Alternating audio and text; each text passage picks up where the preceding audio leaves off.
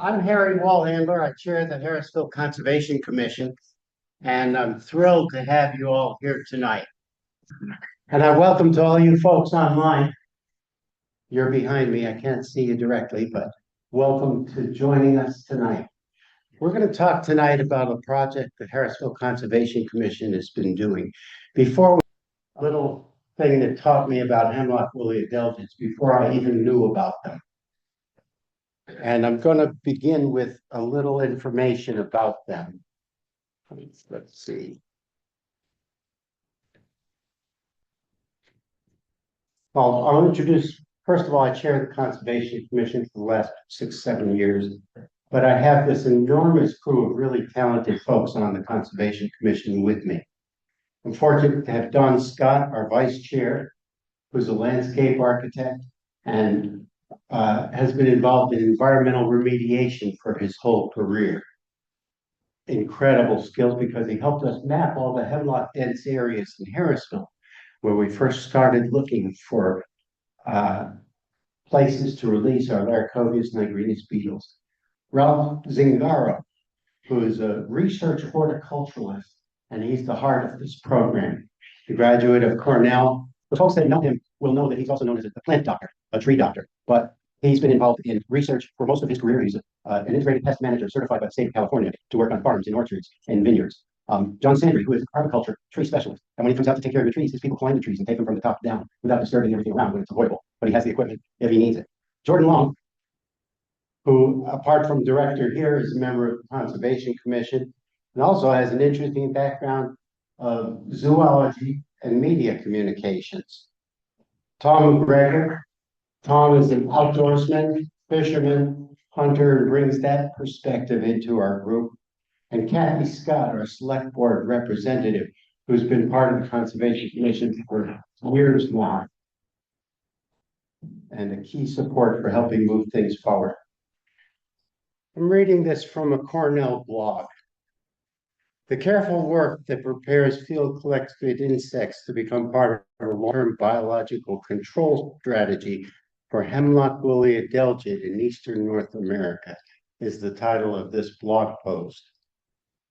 Across the eastern United States, entire forests are unraveling as hemlock, an ecological foundation species, faces a devastating threat from Hemlock Woolly Adelgid, a tiny insect introduced on nursery stock from the Pacific Northwest, brought east in around 1950. These trees matter profoundly because they create cool, stable habitats that support a distinct suite of forest species and play a vital role in maintaining ecological density.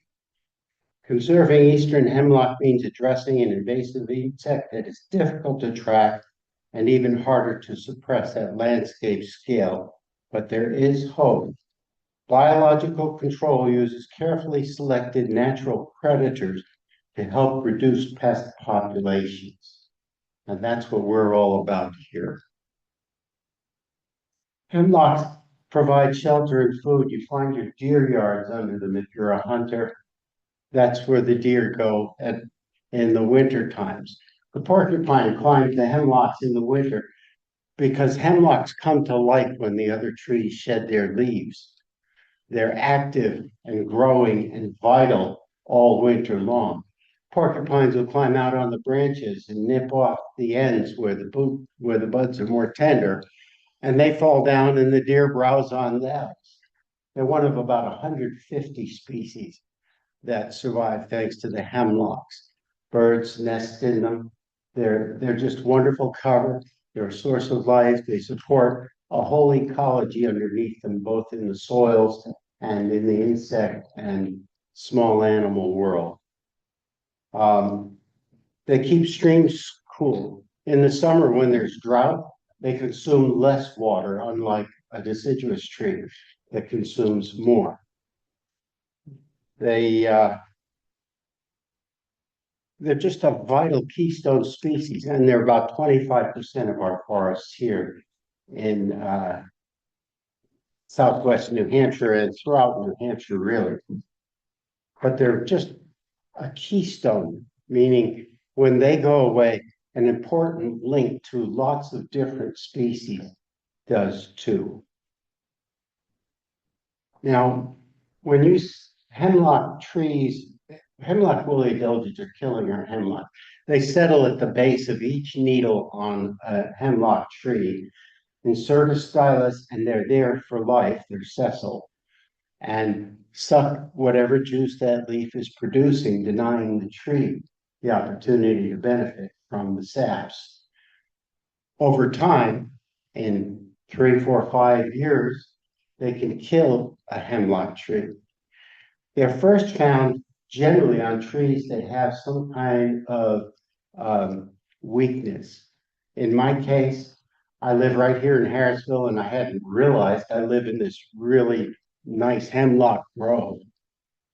And I looked out in my backyard 3 or 4 years ago, and all of a sudden there's a dead hemlock tree, and I wondered, what the heck is that about?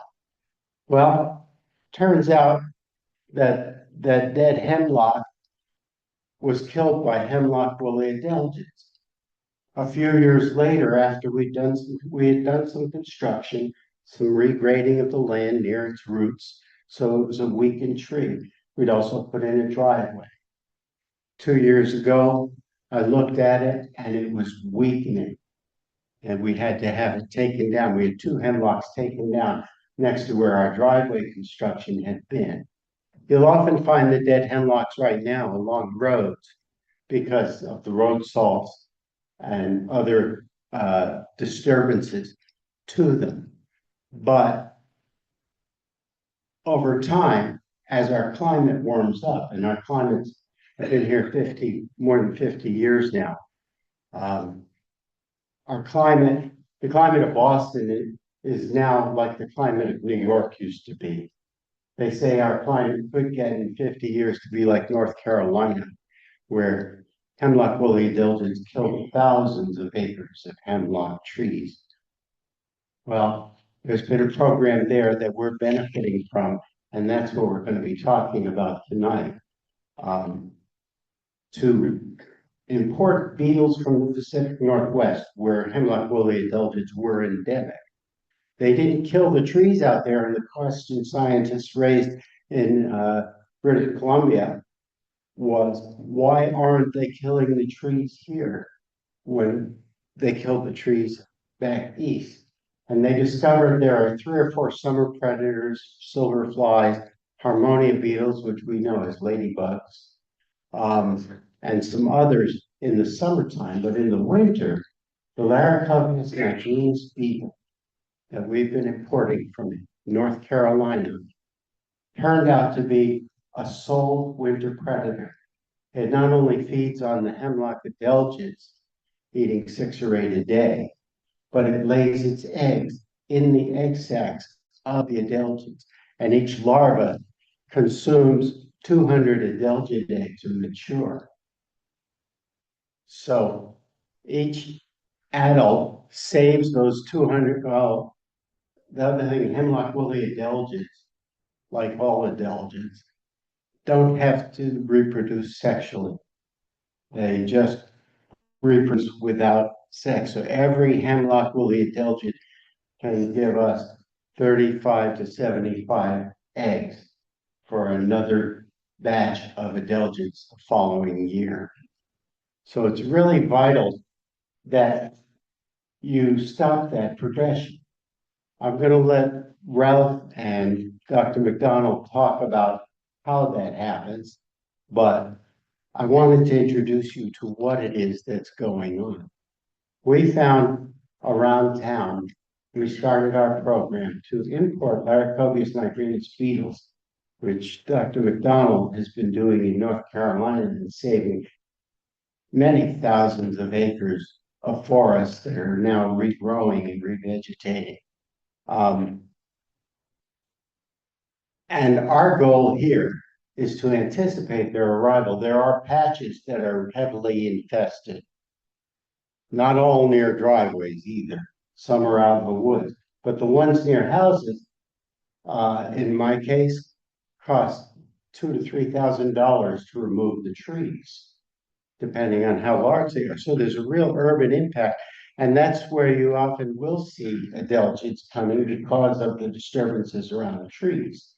But out in the woods, there's no program that can address the adelgid growth out in the woods other than potentially our biocontrols with the Laricobius nigrinus beetle releases and the other local predators that Dr. McDonald thinks we also have. And they're going to be doing some testing on that this summer to see. But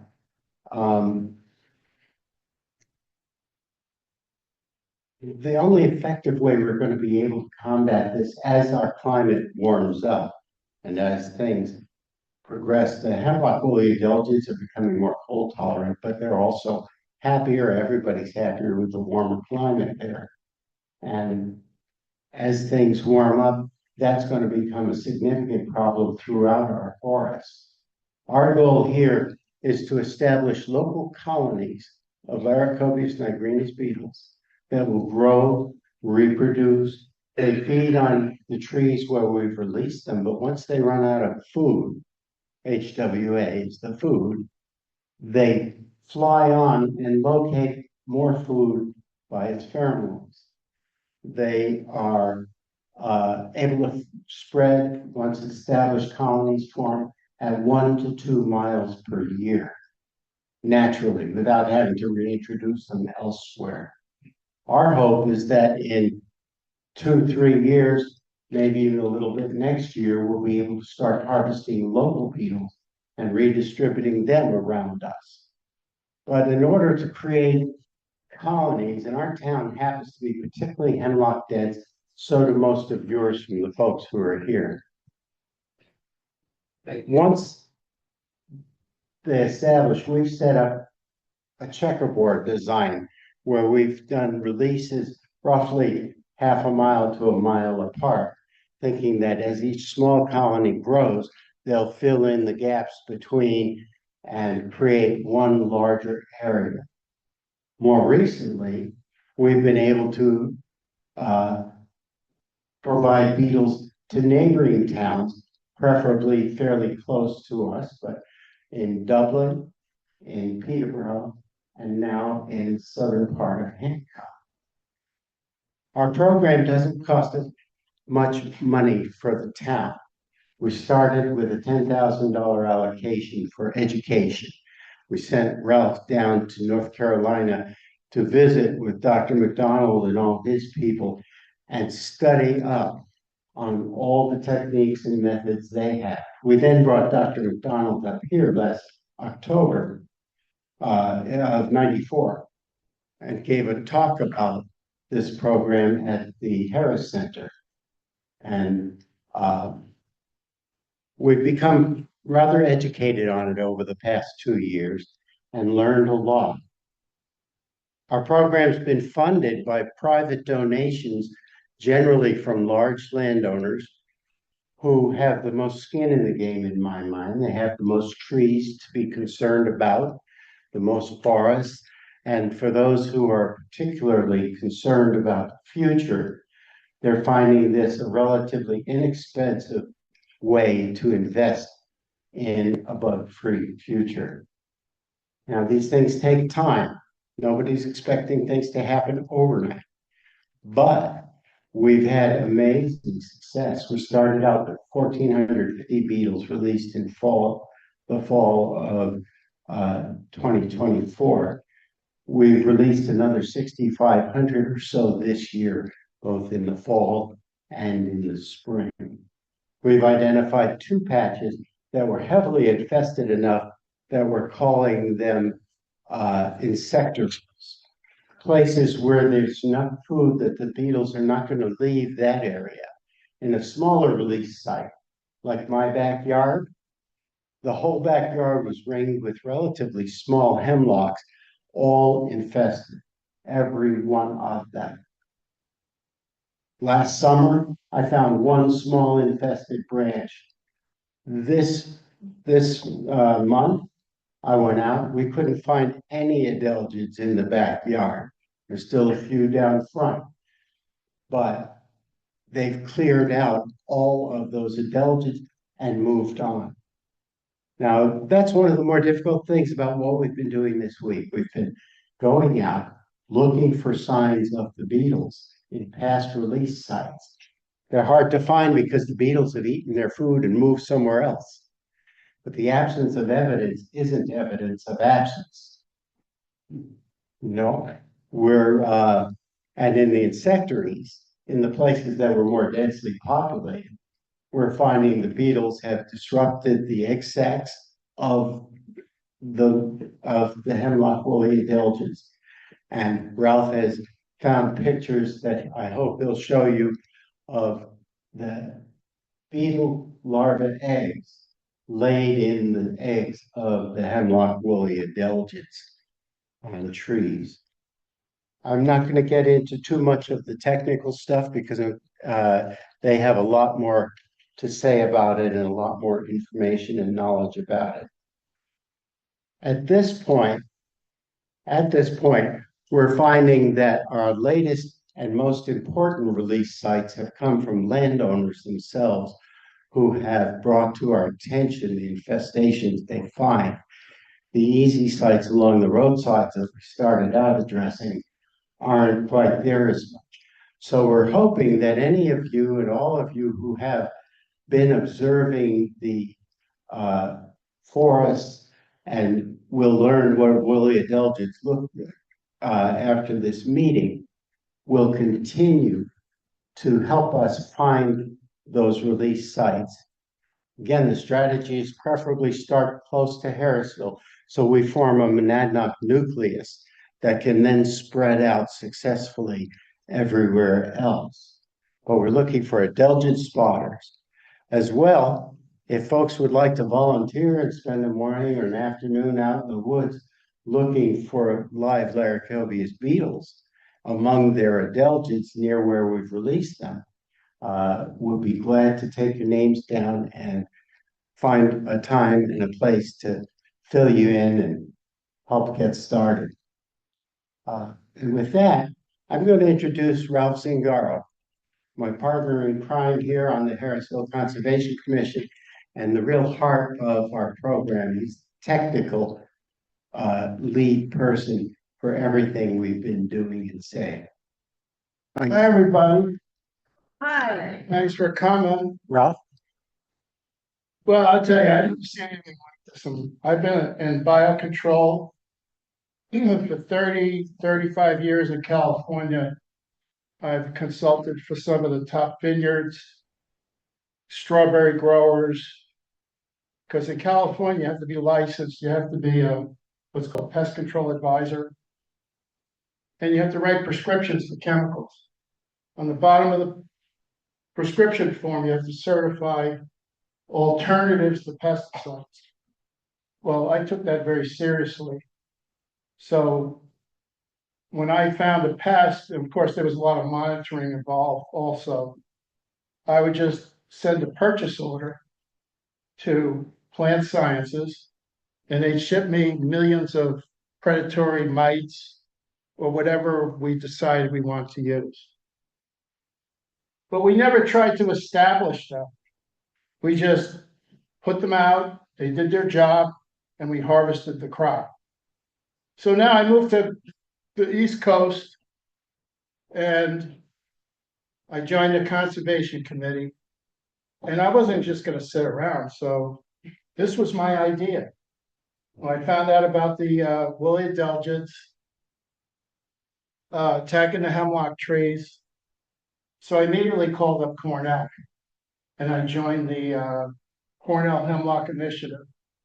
They handle the whole state.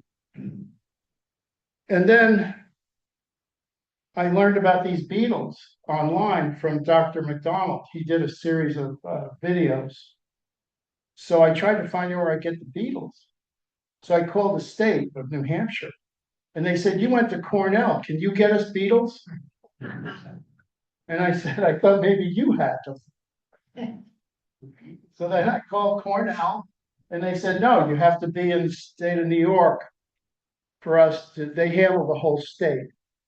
You know, they're operated out of Cornell University and they have they have a whole network where they distribute these beetles, the Laricobius beetles, among other summer predators as well.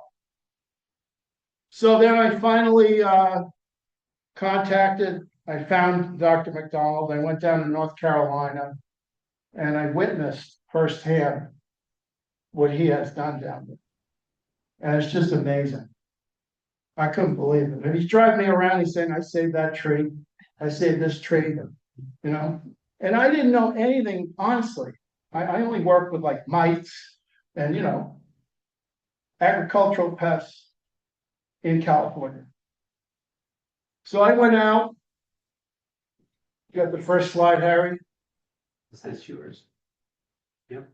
I went out cold turkey, you know, to learn more about what's going on in our woods here, with his help. And I turned up these eggs. Those are, they lay a lot of eggs, these adelgids. So I opened up, I got a microscope, and I started investigating how this insect reproduces, and they lay a lot of eggs. So that right away, that's a warning signal. You know that they're going to outpace the predators, right? You can go to the next slide. These are Laricobius beetles, by the way, right here. Okay, so I turned up all these beetles. I went out to, if you know Noel Griner, I went out to his property and I just took the beat sheet and I turned up all these weird beetles. So I'm like calling him up, taking pictures. And I said, is this it?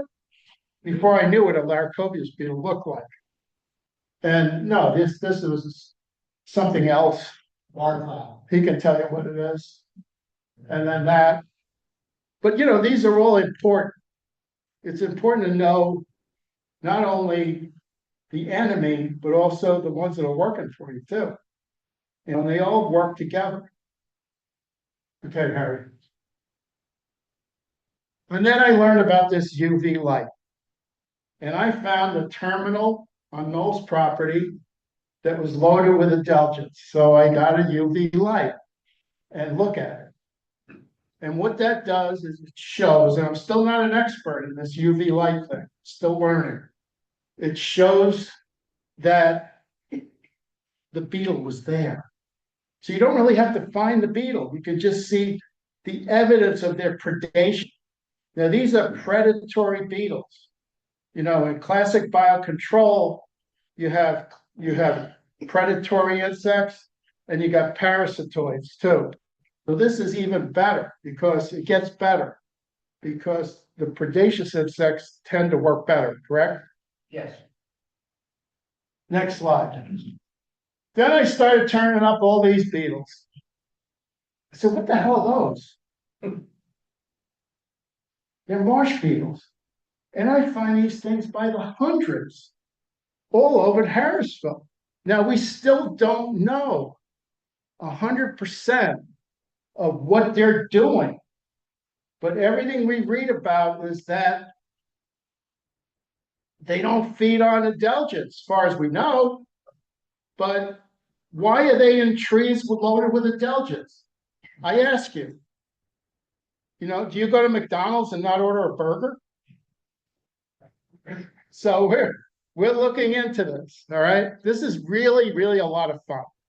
We're having a lot of fun with this, as you can tell. Kind of a weird way to have fun, huh?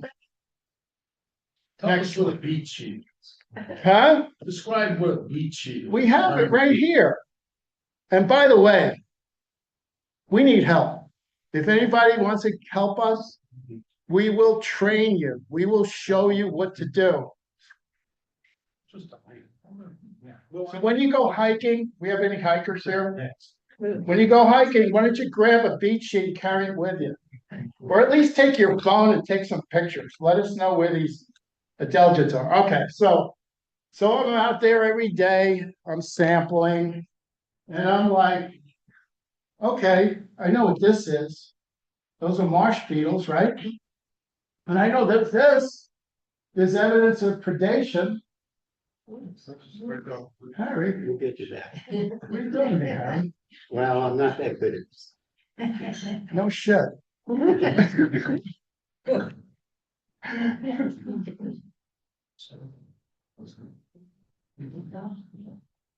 Let's try this again. The point is that anybody can do this. Okay, you don't need a degree.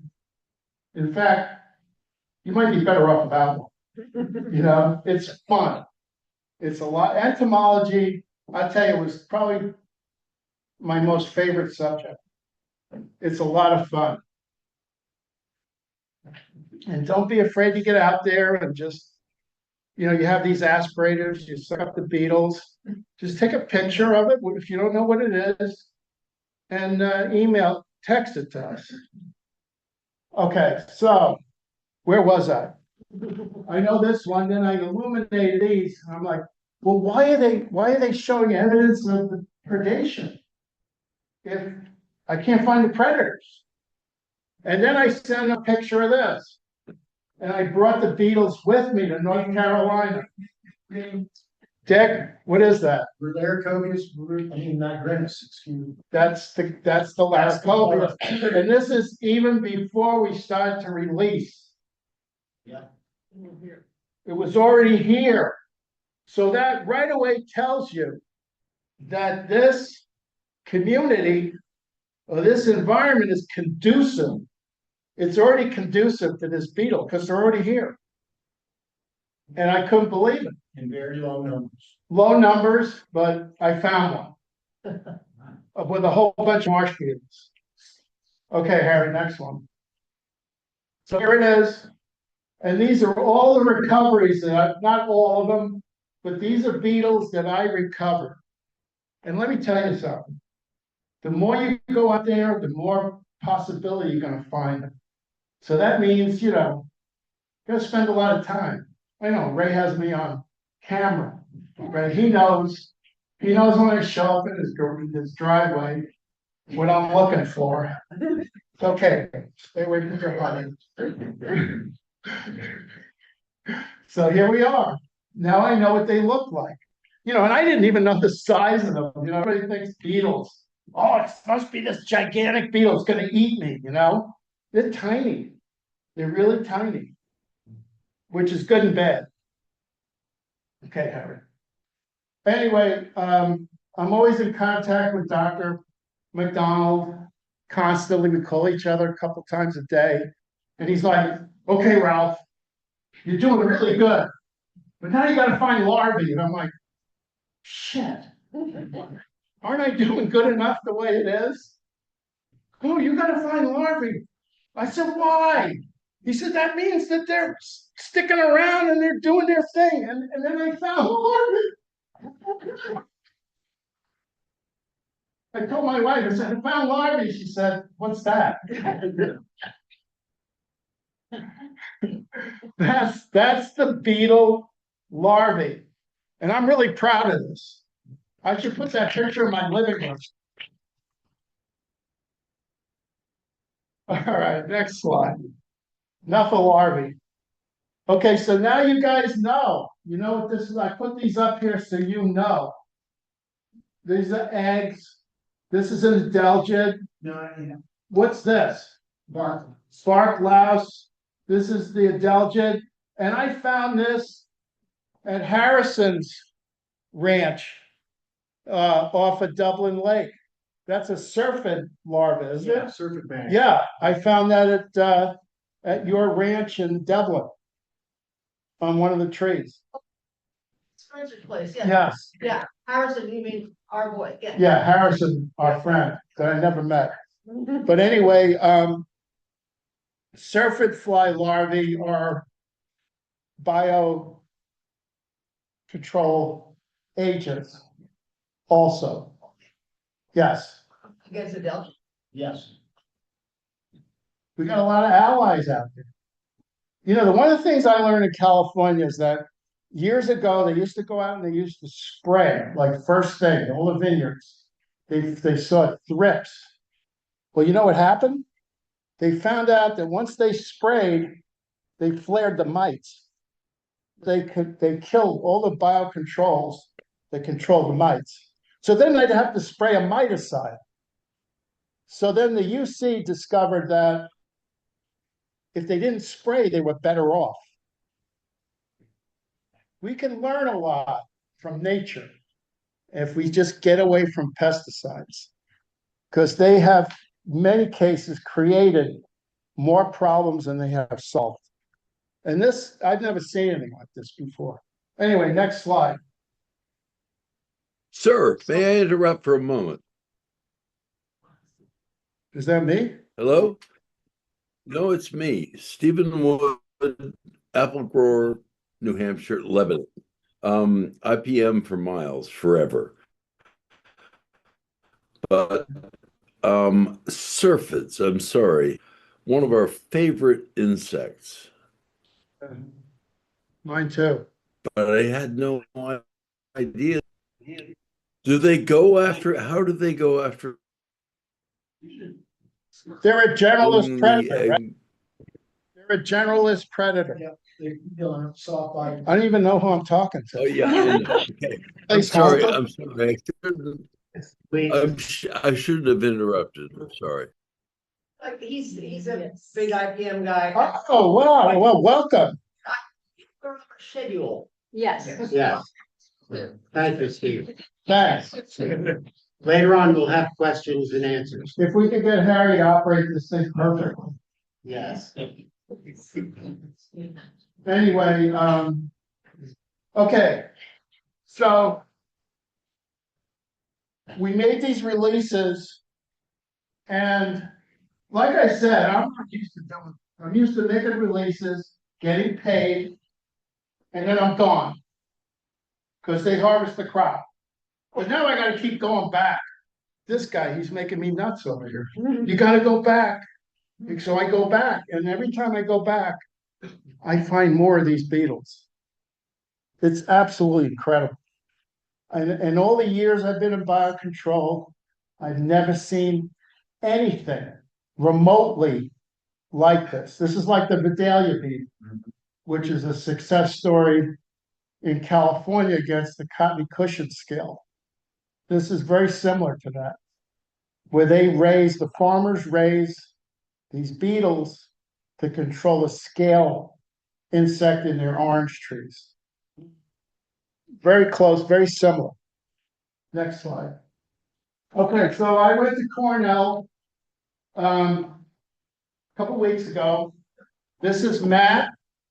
He is the outreach coordinator for the state, which means he gets people all over the state like you to help them. Okay, so New Hampshire doesn't do that.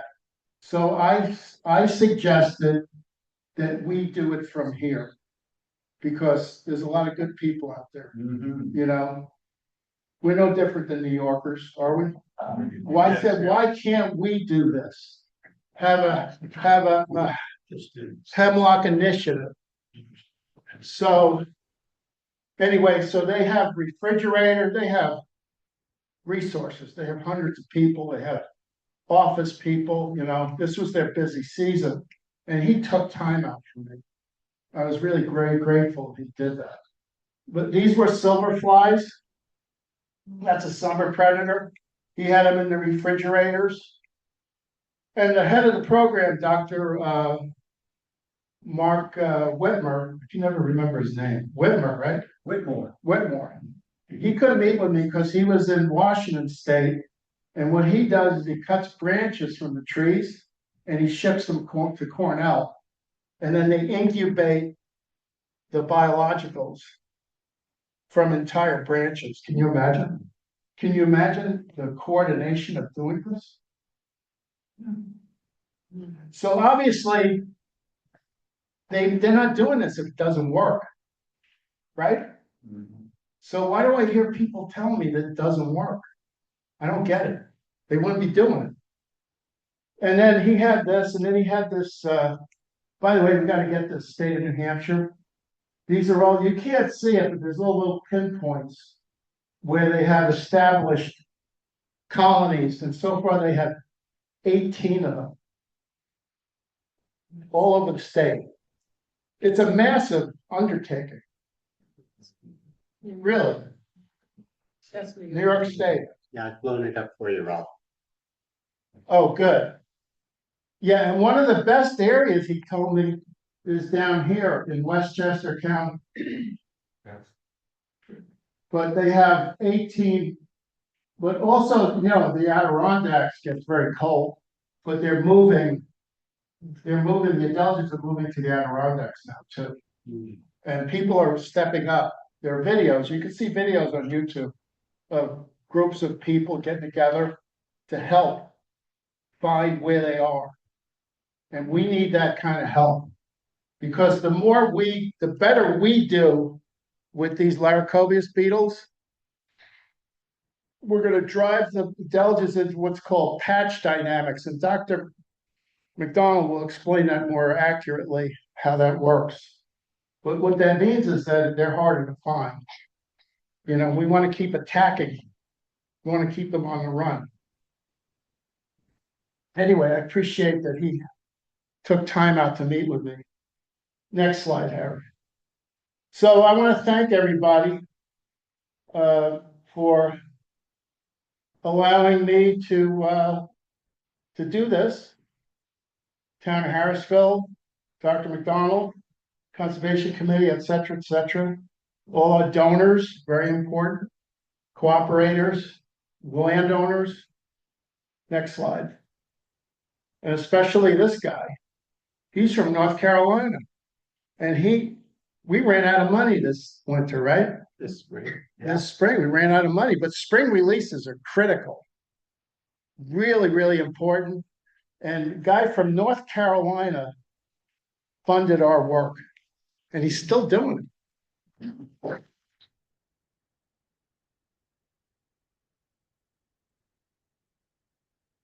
And that's it. Thank you. Thank you. Dr. McBud. Man. Yeah. I'm glad we're in church.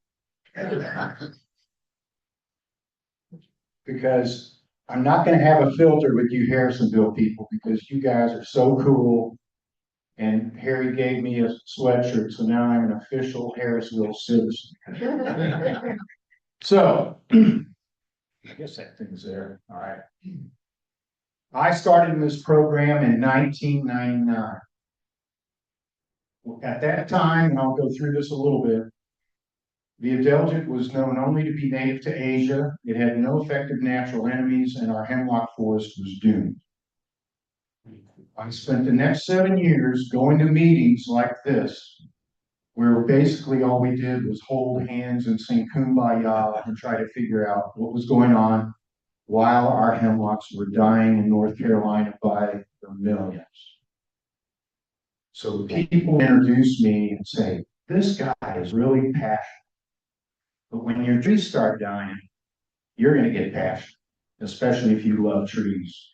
And Harrisville has more hemlocks than any place that, you know what I mean? You guys, you're 25 to 50% codominant hemlock as far as nature goes. So what we could do here, I want to do something while he's doing that. For those of you that don't know what Hemlock Woolly Adelgid looks like, pass that around. Yeah. We found that today. Yeah, in Peterborough. And here is pine bark adelgid. Because this beetle not only completes development and eats Hemlock Woolly Adelgid, it eats and controls pine bark adelgid. So we're getting conifer health benefits from this beetle. You get it on spruce because they eat kudu spruce gall adelgid, and you get them on firs because they eat balsam woolly adelgid. So this thing is really amazing. It's very, very important and powerful. Go to the next slide. Okay, I wanted to throw this in here because I want to show you where we came from in our background. Because what happened, and here's something that I want to tell you guys, and you guys probably know this. What percentage of forest in New Hampshire is privately owned? Over 80%. When I started in this program, and you know, God bless the Forest Service, they were the ones that figured a lot of this stuff out, but they had no program for private land. 2/3 of the hemlock forest in the United States, in the eastern United States, is on private land. So basically, I'm going to meetings as a guy that's private. Everybody else might be part of a university or Forest Service. And I'm like, what are we going to do about all the other land? You guys are working on 1/3 of the problem. Okay. So anyway, these are some of the people that I worked with: Nancy Stairs, Brad Onken, Dick Reardon, Rusty Ray. Some of you guys might know some of these people, but I just want to acknowledge them because the Forest Service helped us get to the point where I started going private, right? Because I realized I'm not going to get the reception that I need from the government. Okay. So next slide. Okay. I go to a meeting in 2004 and I meet this Canadian guy named Lee Humble. And Lee Humble was a Laricobius nigrinus expert. And the very first sentence he said to me after I greeted him was, "You can use this beetle like a biopesticide." And I have a PhD in biocontrol, and I'm smarter than Lee, so I don't believe it. Which is my mistake, okay? He gave this beetle to the Forest Service twice, and it's very difficult to rear this thing because you have to rear it in a cold environment. The temperature can't get above 73 degrees. So anyway, I was like, why would he say something like that? So the very next year I meet him and I have all these questions for him. And he and I shut down the Lowe's Anatole Hotel in Annapolis, Maryland at 3 a.m. We're drinking Guinness and I'm asking him questions and I'm writing everything down because now I believe him. Okay, go next slide. Okay, now I feel like Anthony Jeselnik, because you know people ask me, why is the state so conflicted about this program? Okay. And I'm going to tell you, having been in it so long and also having been married for 42 years to my lovely wife, Kate, who's here in the audience, it turns out that we're wrong every once in a while. Which one of us? Exactly. So look at this. Here's my summary slide, and we can quit and go drink beer, but I'm going to keep going, and you guys shut me up when we stop. But Kyle Lombard and Ryan Crandall's prior work has led to the fact that you guys have low levels of beetles. But you got to follow through. And I realize they may be spread, you know, thinner than peanut butter on a football field.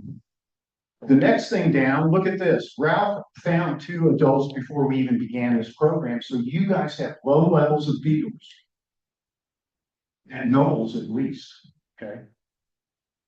Then you can see the number of beetles that we've released since 2024. And then we had an argument with your forest people. Because I happened to be on the PhD committee of the very first person, David Moselle, to put these beetles out in the field. Because I was going to inject myself into the center of this program. So I'm on his PhD committee, and we asked some questions. Okay, one of the questions that we asked was, are Hemlock Woolly Adelgid levels important to establish this beetle? And what we found was no. If you find Adelgids and you put this beetle out, it gets established. I'm at 100% establishment with these beetles. I have collected and redistributed 300,000 beetles. Okay. The next thing that your Forest Service people fought me with, and that's okay. This is what's going to happen. If we don't make errors, we can't find the truth. So the next thing was, they said spring releases are not valid. Okay. That's the second question that we answered in David Moselle's PhD dissertation from 2008, which was spring releases are actually better because we're releasing mated female beetles that are going right to work. Okay. And the last thing, and you guys will begin to see this, and these all run counter to everything that your state people are going to say, and they were invited here twice tonight, and they politely refused, and that's okay. That's okay, because we're here to save trees and not argue about who is right or wrong. Okay, you can save individual trees if that tree is sitting in a good spot and has a needle growth. Okay, next slide. All right, really quickly, I just want to go through some of this. What makes a healthy hemlock?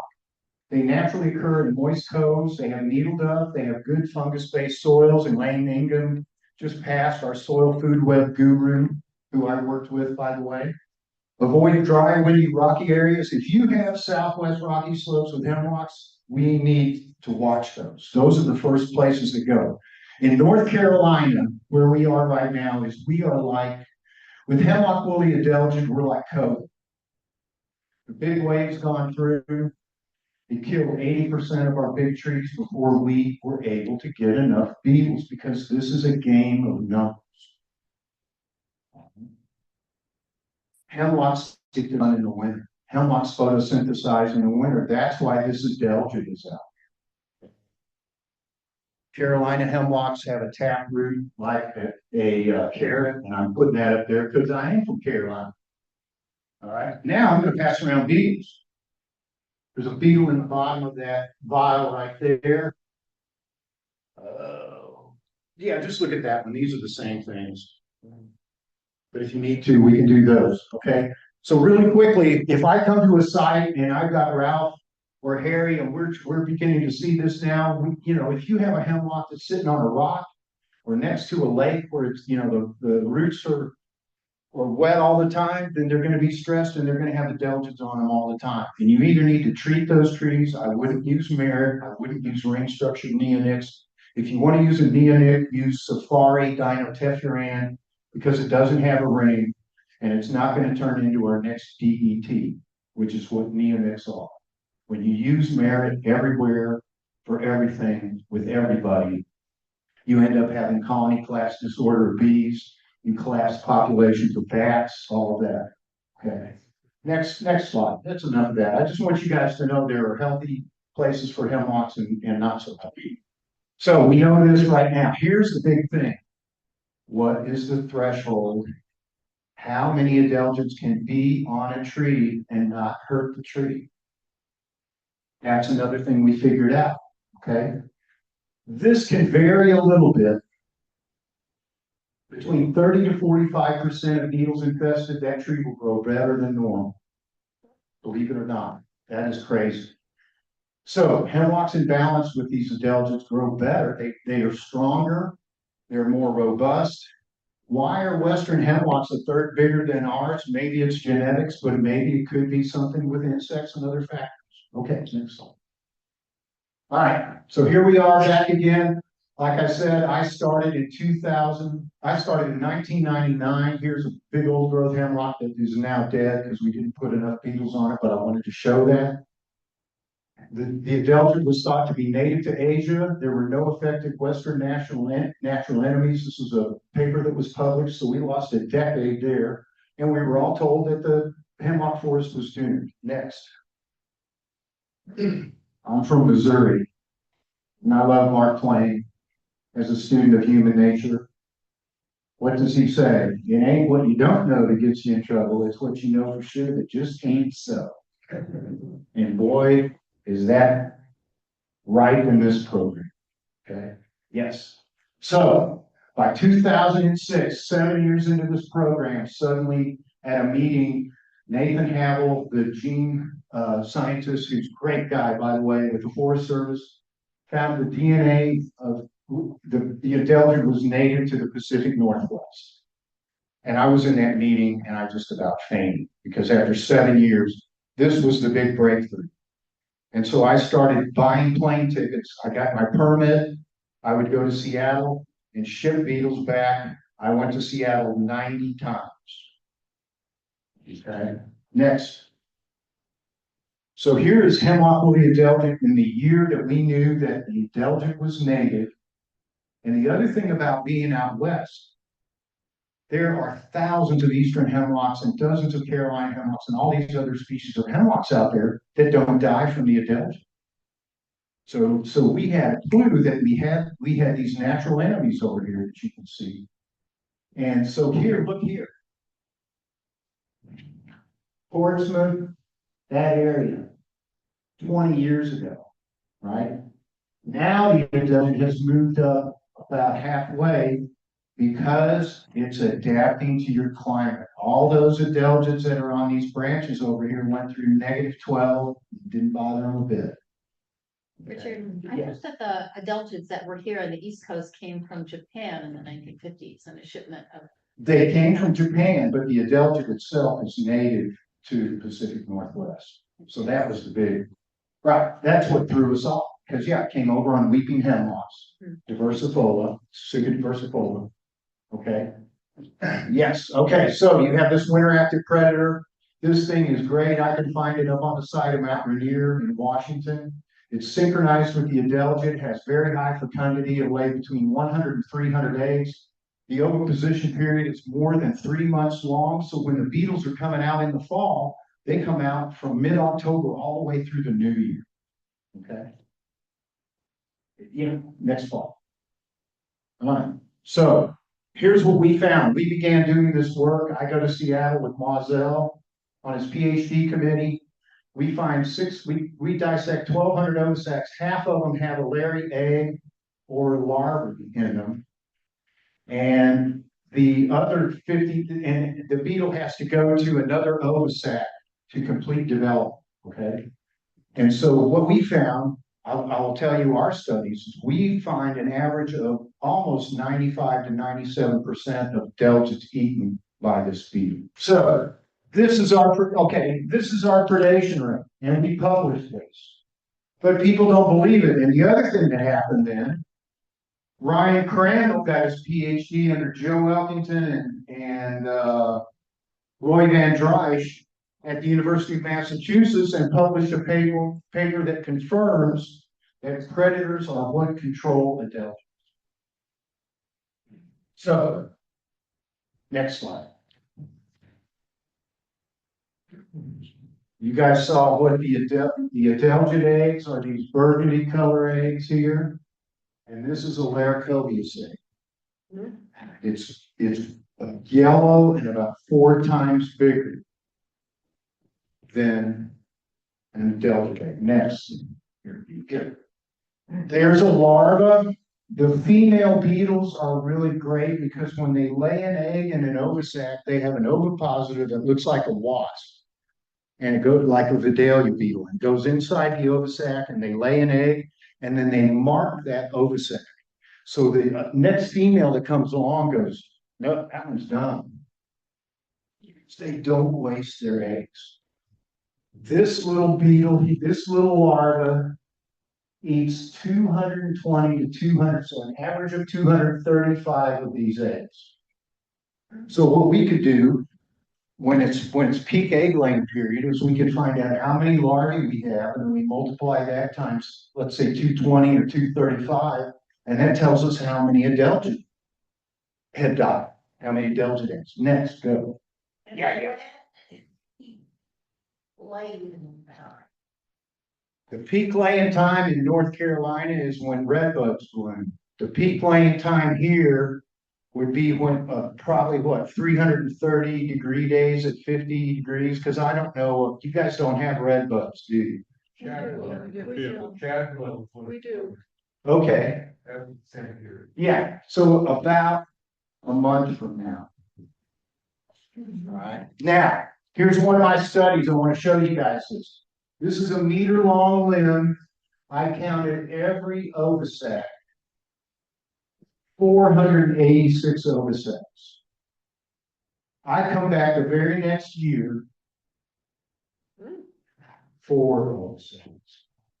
The beetles, we had hit the peak of the predator adelgid interaction in Seattle in 2004 and 2005, where the adelgids were in outbreak, beetles came out, wham, knocked them down.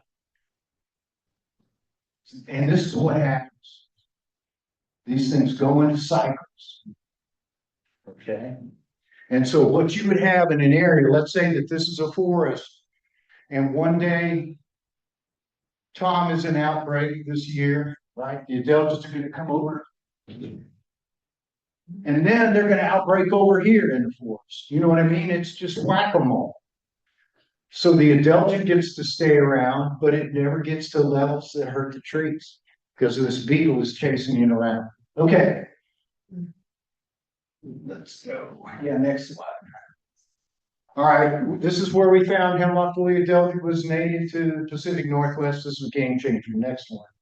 I already told you that. All right, so here's the part you guys want to know. You guys want to know how to collect and redistribute these beetles. And this is where we need you guys to help us because we need we want you to find Adelgids. And then B, if you can help us make releases or identify other areas, we need to have an entire crew of people doing this. Okay, next slide. All right, so here's what we do. We have a beat sheet right here. You can see how high tech this is. You can use this, or you can also use an umbrella. Umbrellas are really good, okay? So I'm gonna go out, I'm gonna pound on a tree, go to the next slide. All right. So we're using pint cartons. If I'm shipping to a lab that's gonna autoclave, I can use vegetation. If I'm shipping for a field release, I'm gonna put on excess. Okay. And field collected beetles are twice as fecund as any beetle that you'll ever get out of the lab. All right. Next. All right, here's Pete Gurdon. This is my buddy at Grandfather Golf and Country Club, and he and I are tight like Ralph and like me and Harry. So I take him out there, and I want you guys to notice something about their trees. This is Green Lake Park in Seattle. These hemlocks are about 80 to 90 feet high, and they do something very smart.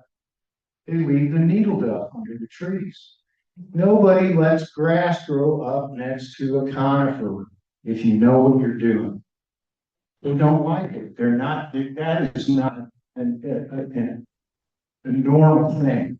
So here's Pete. He's taking this thing, he's pounding on it, he's using an umbrella. Go to the next slide. I get to look at Pete. This is the first time we go out. And I'm like, Pete, you are an insect magnet. So we start collecting beetles. Next up. So here's an umbrella. This is what an umbrella looks like. Next slide. Here you go. There's your beetle. You can see the size of it here. And I will show you something else that happened out west. You see that wasp right there? That is that wasp parasitizes silver flies to a rate of about 90%. So silver flies are good, but silver flies get parasitized by these wasps and they lose a little bit of their effectiveness. Okay, next. So here you go. That's my aspirator. If I'm out in a park and I'm using that, the rangers usually think that I'm vaping, so they come up to me and they go, "You can't vape it here." I'm like, "No, I'm vaping beetles, man. Get out of here." Next. So this is what 106 beetles looks like. And so, you know, that's dumped in there, but if I'm going to send that to you guys, I sort out all of the needles and you're only going to get beetles. Next. Okay, so we keep them cool, we ship them overnight. I use either Ben and Jerry's pint cartons. My favorite flavor is Chunky Monkey. And Cherry Garcia comes in second. Clean them up. Really good. Put them out, we overnight them. I'm overnighting them to Harry, I'm overnighting them to Ralph.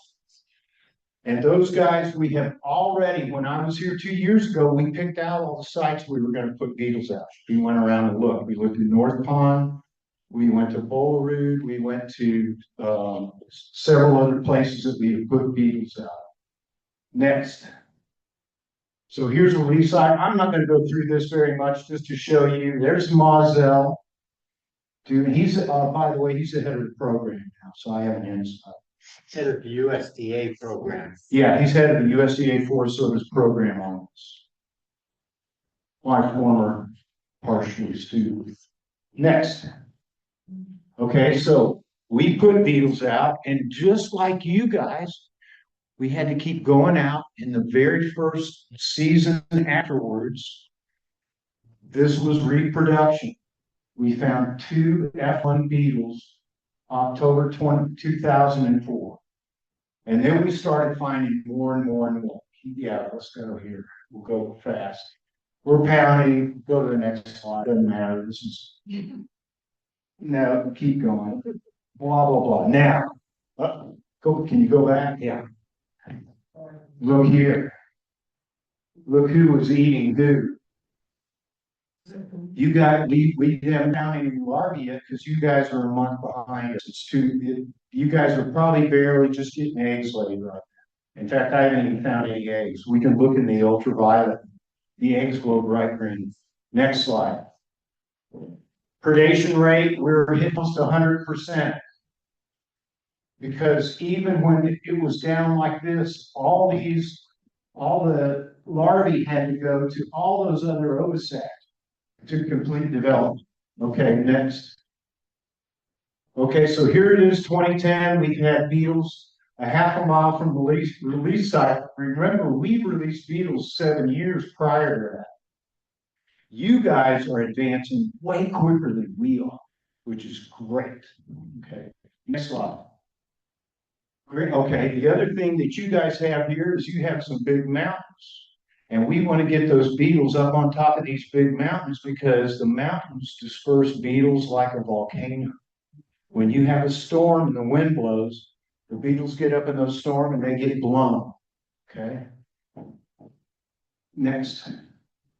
So here's a diagram of Grandfather Mountain, and this is Grandfather Golf and Country Club, just to show that we put out 13,000 beetles at Grandfather Golf and Country Club. It took 4 years to collect that many beetles. Next. Dispersal. Okay, so now things start moving out. This is 2012. So you can see Grandfather Golf and Country Club is right there. And now the beetles are moving out. We're getting very excited and we start making collections. Next. So by 2014, these beetles are now 32 kilometers in every direction. So this is the stuff that I am going to expect to see here over time. Next. Here's our county, Watauga County. Every dot the blue dots are releases and the red dots are recovers. So our county was just low. And I didn't do this study. Jim Hamilton did that with Blake Williams, an intern that he had. Next. So you can see here's what happened. I wanted to show you. I'm trying to put some of these slides in here to give you guys a perspective because I want you to keep this slideshow and go back and look at it. So we put 300 adults in here. It cooked along for a long time, and then all of a sudden, kaboom. You guys are right about, I'm thinking here. You're at least 2 years ahead of where I thought you guys would be. Next slide. Okay, this is just showing the area. I mean, everywhere that you can see there has beetles. Okay, next. This is turned north. I'm at the top of Grandfather and I'm looking over to Black Mountains and also Hawkbill and Table Rock. And you can see all the hemlocks. They're all fine. Next. This is Delaware Water Gap. I have a permit to collect there. If we can't collect in North Carolina, a bunch of us can go down around Stroudsburg. I was collecting there and I found beetles all the way out here, 35 miles west out at Hickory Run State Park, for those of you who know that. Next slide. Okay. We're going to wind up quick here because I cut a bunch of stuff out because I want to get back on schedule. I'm dissecting tens of thousands of ovisacs under a dissecting scope every year. And I'm wondering if there's an easier way to do this. Okay. And I am staying I can only afford $50 a night in a hotel in Seattle. So I'm staying down in the working district of Seattle. I'm on 85th and Aurora at Evergreen Inn, which is run by, I thought, accidentally, I said, oh, you guys are Russian. And they said, now these guys are this tall too. No, we are Ukrainian. Don't ever say the word Russian to me again. So I'm reading, I'm in the hotel and I'm trying to stay up to date on all my science stuff. And I read in a paper that bedbug food glows bright green under ultraviolet light. So I go to Archie McPhee novelty store and I buy an ultraviolet light. Next slide. Da-da! I find bed bugs right off the bat. So I have to tell you guys this part was right. So I go down to the same guy, 6'6" Mr. Bear. I go, I've got bed bugs in my room. How do you know they're bed bugs? I have an effing PhD in entomology. Okay, I have a gift for you. So he walks off and he goes back and I'm, oh my God, whatever he gives me, I am just going to accept with gratitude. And he comes out with a $20 Starbucks gift card. Here's it to me. Everything's fine. Everything's. Next slide. So I'm bored one night. Kate has gone to Raleigh to be with her women's group. And that's when I do this thing called Mad Sigmund. I become Mad Sigmund, which is I do all the stuff that I'm forbidden not to supposed to do as a scientist.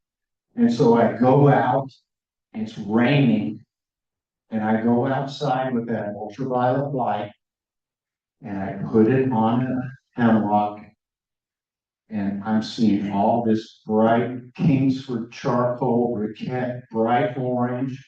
I'm seeing chartreuse, this color is chartreuse. I'm seeing yellow, and I'm seeing blue.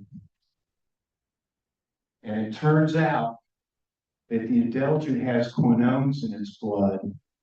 And when the beetle eats it and it poops, its poop glows bright orange. That's what Ralph was telling you guys about earlier. So this is a great way to detect.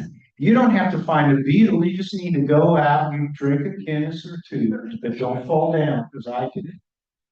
All right, next slide. Here's what an undamaged ovisac looks like. And if you guys want to see that, I've got an ultraviolet light and those limbs that we got. We can go into the vestibule, or we could just light them up, and you'll see bright blue because that's the honeydew.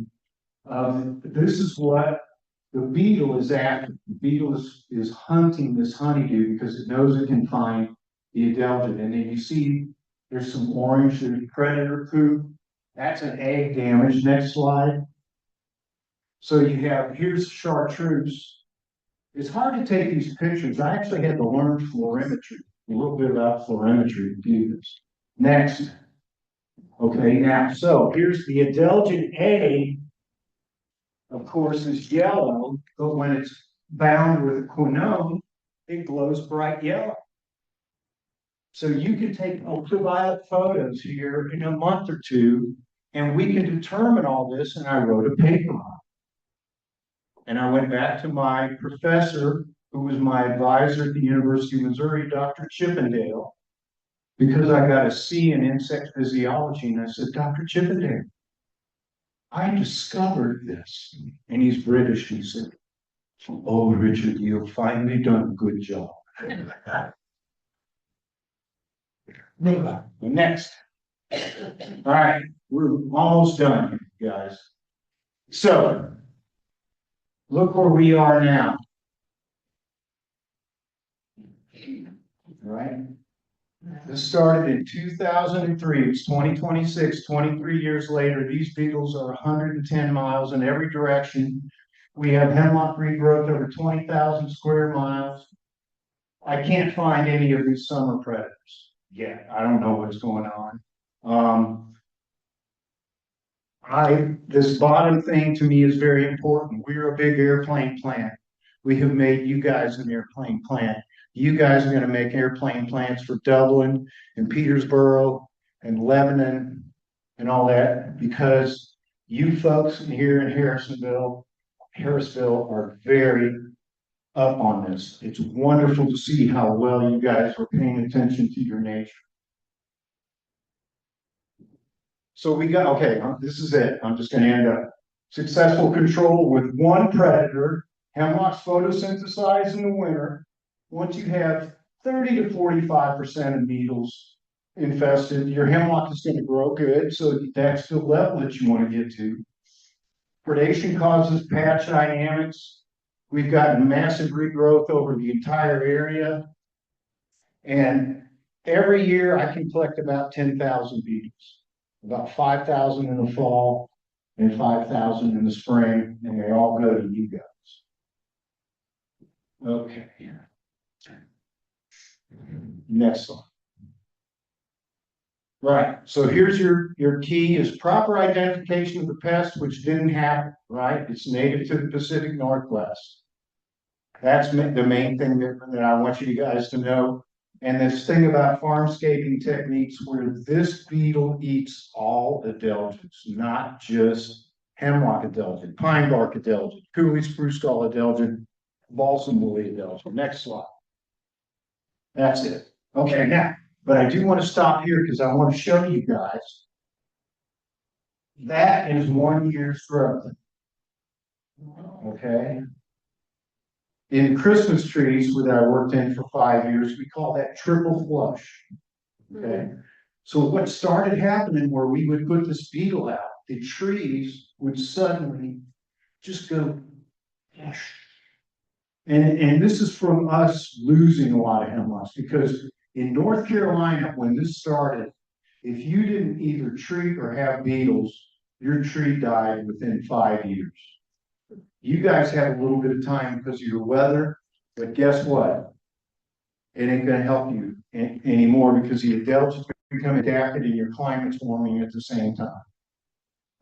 Thank you. Questions? Yes. Have we found any negatives from releasing the? No, this is total white hat. This has been going on they only eat adelgids.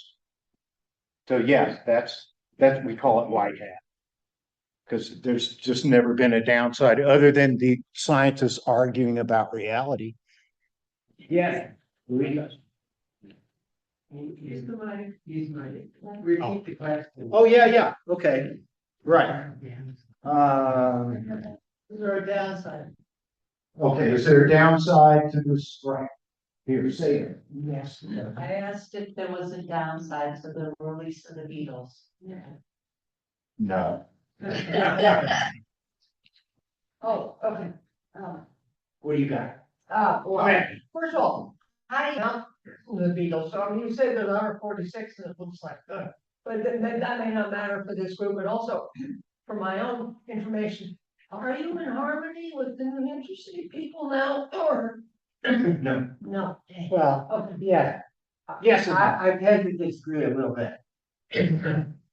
But they're raising them and you're capturing them and yada No, yada. they're not raising them, they're going over to New York State, Oh, gathering, that's- going up to Idaho and gathering. So you're And converging. Dick and David Mazzell first showed that you could collect wild type beetles. Okay. How The New the beetle Hampshire was. people are melting a little and not being. No.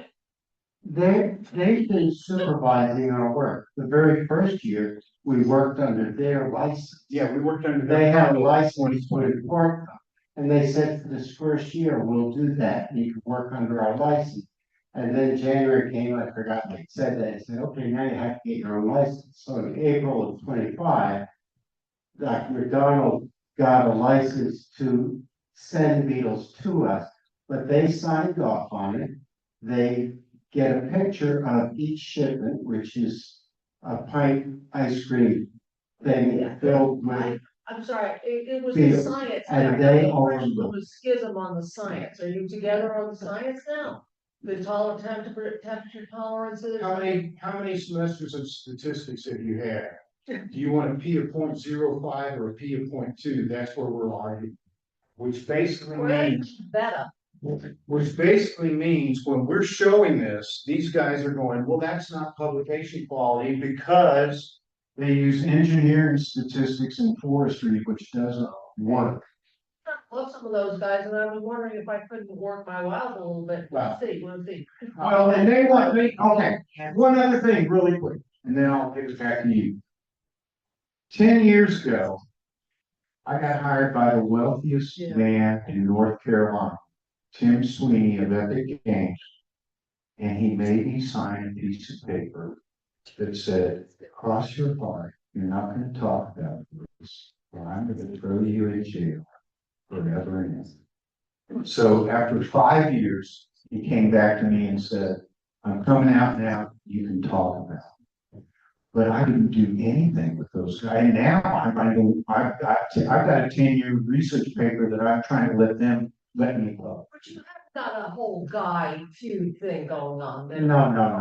No, Right, in fact. No, we want- Brian Mozell. Are they acknowledging it? well, no, not yet. That's, No, wait a minute.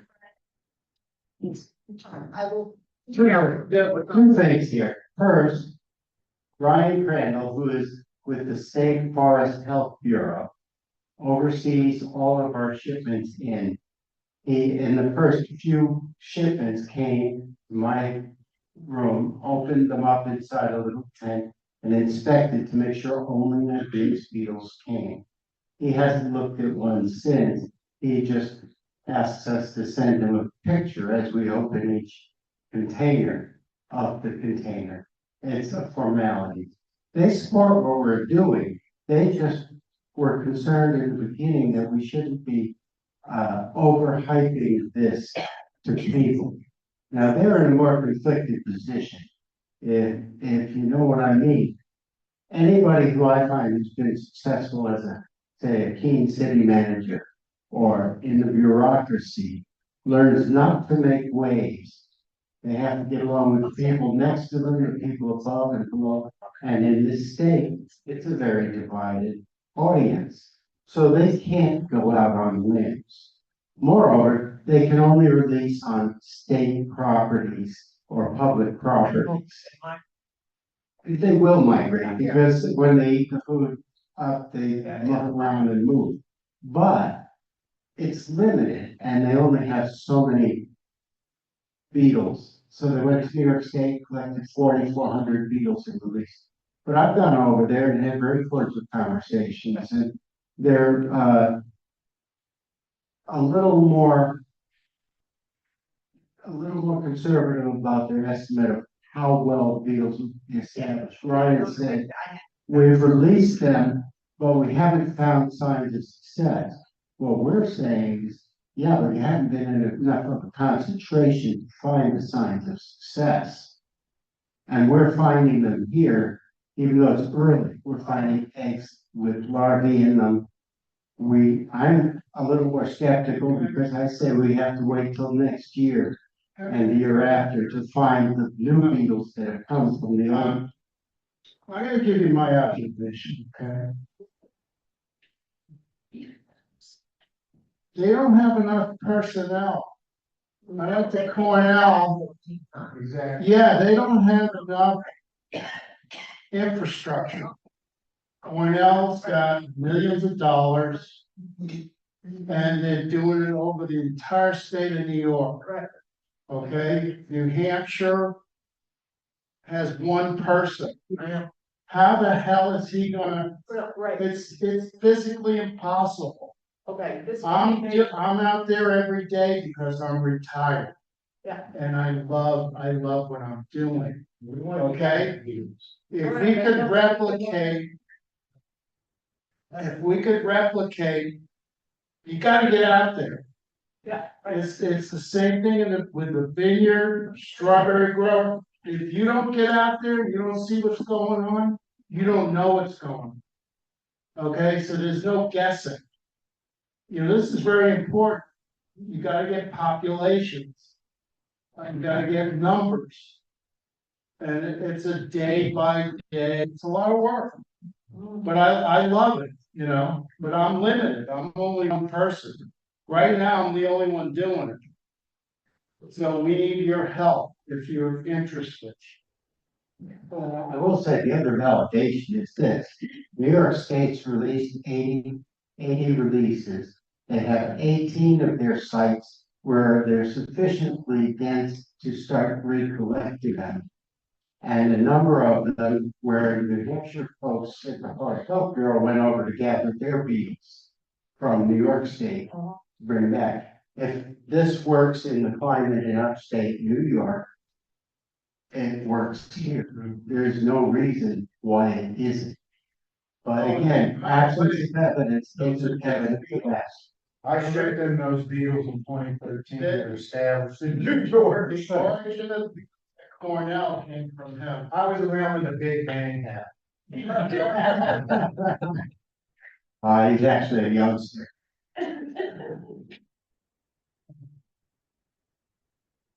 So is the entire New York State effort, is that all done by Cornell or is that some, it's all Cornell? Yes, Okay, But but I'm they- thinking, they- is there a way you could do this as a citizen science effort without the backing of an institution that's funded like? well, Cornell? that's why I called the state when we can do this ourselves.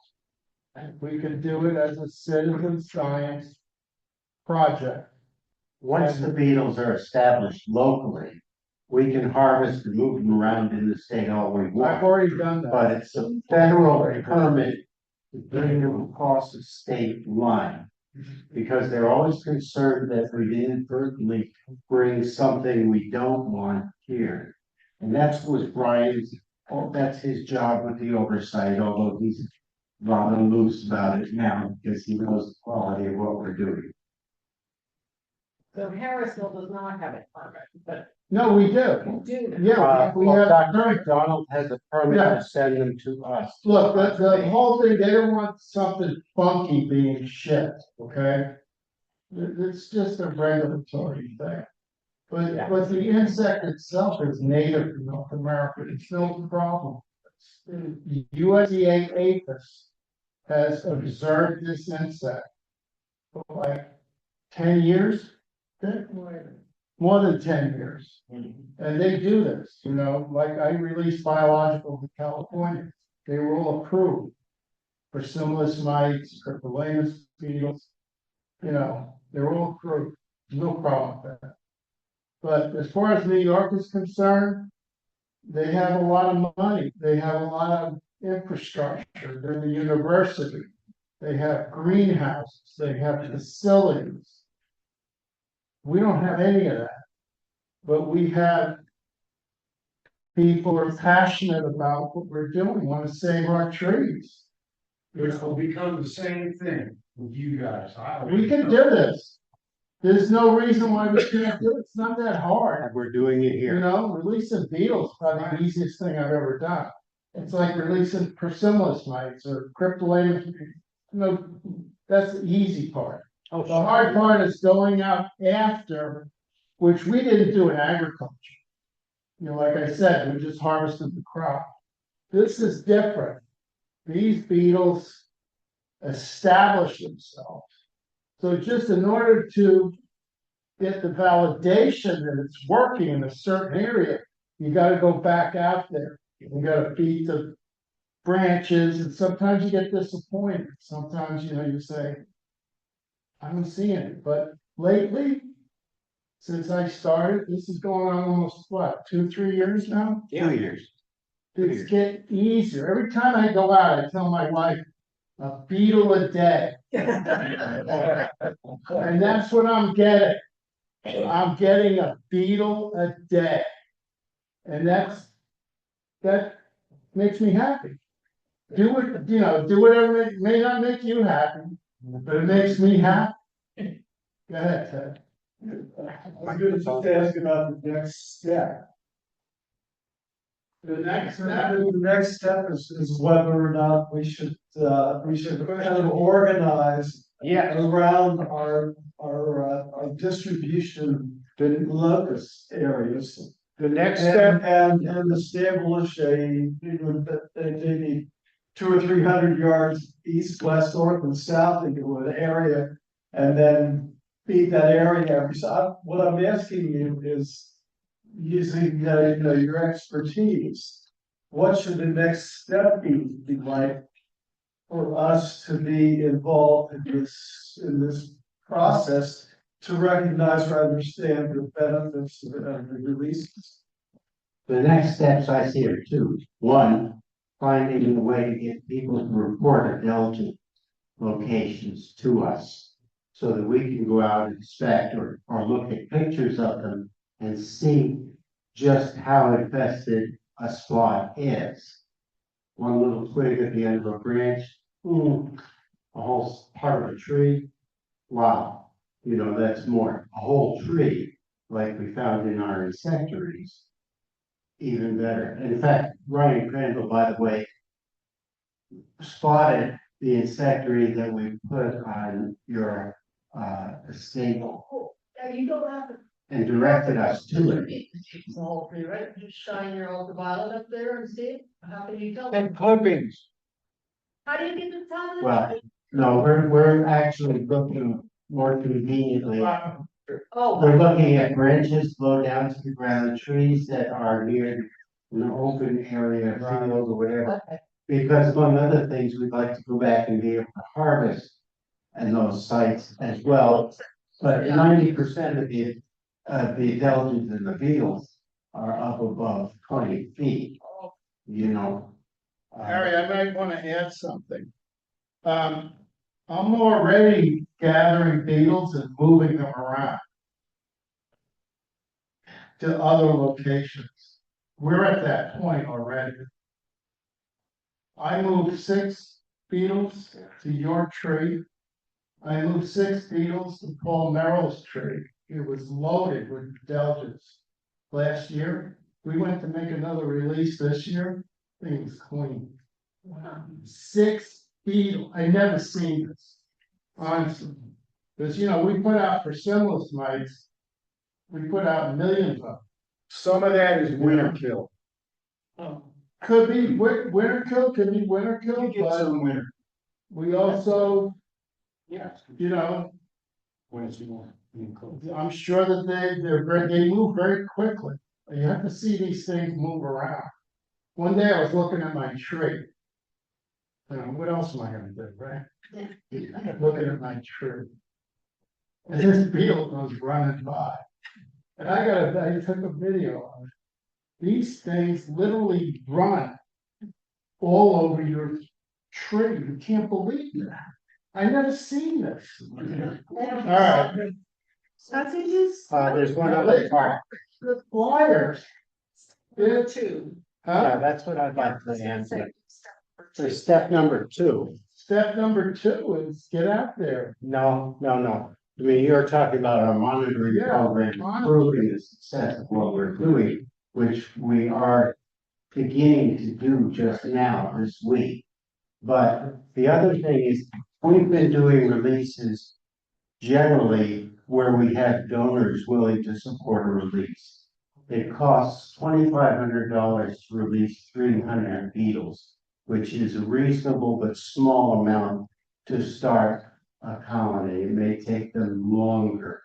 On their insectary sites, we've released 900 in one and 1,200 in another, where we're very confident that we'll have small colonies there next year and be able to really gather up the newborn, the new beetles in the next year's crop.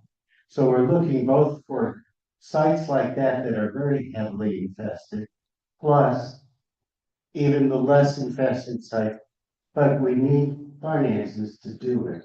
So largely our ability to expand has come from donors in each of those towns who have been concerned about what they're finding on their properties, who said this branch here came from here.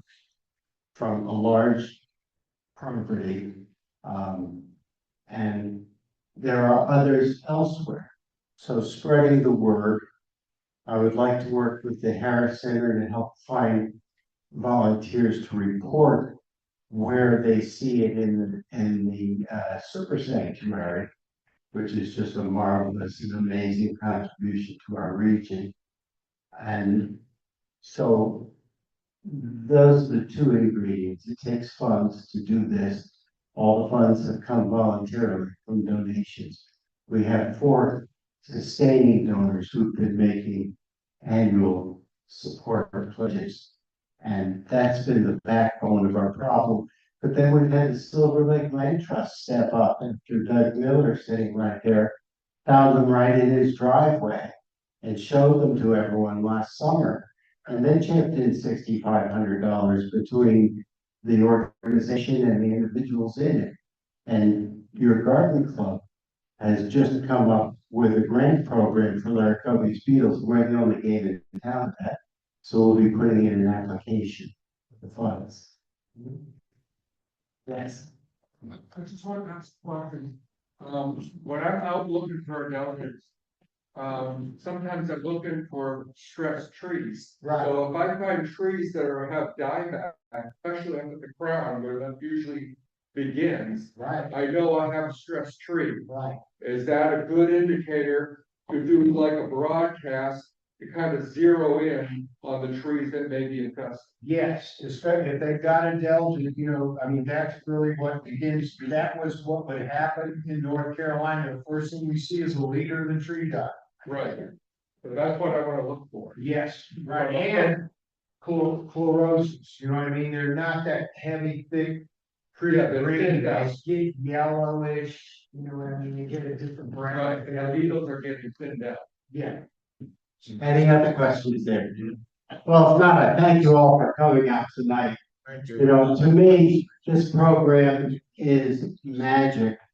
I don't know of any other environmental issue. I was involved in solar in the 70s, solid waste collection in the 80s, and the internet in the 90s. I like new things. But there are very few opportunities to do something that will permanently protect and create a balance back in nature. And this is one of them. So if we find these, should we email you? That would be ideal. Send us a picture with a geotag on it and tell us what you see. Oh, a geotag, Thank you. a location. Or Google Maps. It's, Go to Google Maps, you'll see. well, no, that's not what I mean. On your photographs, there's a setting that allows you to say where the photograph is taken. Let's see. Okay, if I put that onto a Google map, it shows up as a pinpoint on the map, and when you click on it, you can even see the photo that you sent in. So if you send them to the Harrisville.nh.org, I can post them online, and we'll take a look at them too and be able to say, oh yeah, this is something we should go look at for next year's release sites. All right, thank you all for coming.